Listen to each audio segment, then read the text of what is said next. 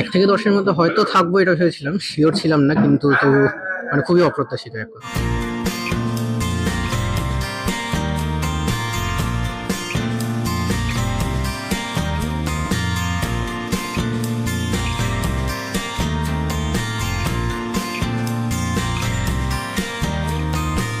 আমি রাজ্যে প্রথম স্থান অধিকার করেছি পশ্চিমবঙ্গে। কত নাম্বার জানা গেছে? হ্যাঁ, 696 আউট অফ 700। সাবজেক্ট ওয়াইজ তো এখনো জানা এখন যায়নি। সাবজেক্ট ওয়াইজ জানা যায়নি, স্কুলে গেলে জানা যাবে। কেমন লাগছে? হ্যাঁ, খুবই অপ্রত্যাশিত ছিল। ভালো রেজাল্ট হয়েছে ভেবেছিলাম, কিন্তু রাজ্যে প্রথম স্থান অধিকার করবো এটা খুবই অপ্রত্যাশিত। 1 থেকে 10-এর মধ্যে হয়তো থাকবো এটা ভেবেছিলাম, শিওর ছিলাম না, কিন্তু তো মানে খুবই অপ্রত্যাশিত এক কথা। প্রথমেই বাবা মা আর দিদি সবাই, পরিবারের সবাইকে, আমাদের স্কুল টিচার যারা রয়েছেন, রায়গঞ্জ করোনেশন স্কুলের আপামর যারা শিক্ষক মণ্ডলী, এবং আমাকে যারা সারা বছর গাইড করেছেন, প্রাইভেট টিউটর যারা রয়েছেন, বন্ধু থেকে শুরু করে সকলের অবদান রয়েছে। কোনো বাধা ধরা শিডিউলে ফলো করতাম না, তবে যতটুকু ইচ্ছে হতো প্রতিদিন ততটুকু করতাম। এবং ভবিষ্যতে ভবিষ্যতে কি লক্ষ্য?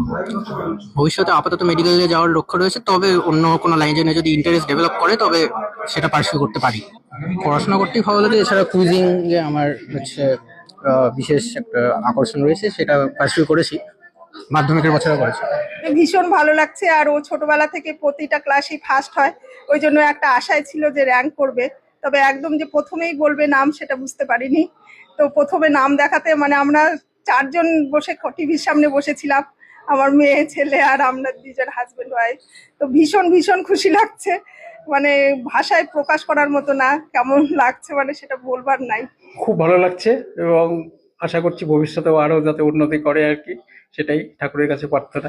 আশাবাদী ছিলাম র্যাঙ্ক করবে, তবে টিচাররাও বলছিল মোটামুটি মানে 1 থেকে 5-এ থাকবে, কিন্তু রোল নম্বর মানে প্রথম হবে এটা ভাবতে পারিনি। যখন শুনলাম তখন আনন্দে আত্মহারা আর কি। ভীষণই ভালো লাগছে, এটা তো বলার অপেক্ষা রাখে না, মানে অবিশ্বাস্য রেজাল্ট। খুবই ভালো লাগছে, এতটা একদমই আশা করিনি রাজ্যে প্রথম হওয়া।